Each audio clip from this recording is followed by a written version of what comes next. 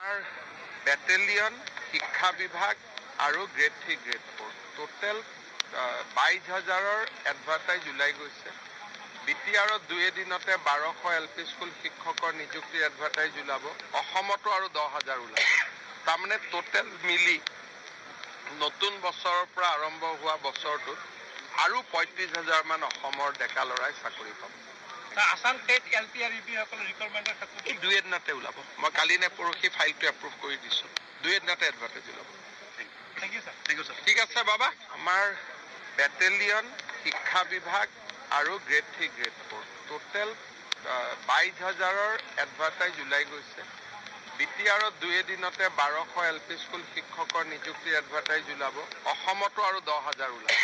তাৰমানে টোটেল মিলি নতুন বছৰৰ পৰা আৰম্ভ হোৱা বছৰটোত আৰু 35,000 মান অসমৰ ডেকা ল'ৰাই চাকৰি পাব।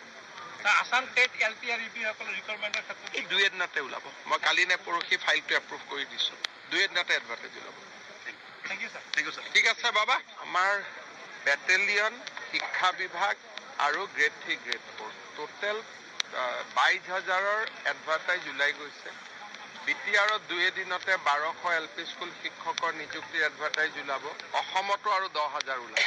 তাৰমানে টোটেল মিলি নতুন বছৰৰ পৰা আৰম্ভ হোৱা বছৰটোত আৰু 35,000 মান অসমৰ ডেকা ল'ৰাই চাকৰি পাব।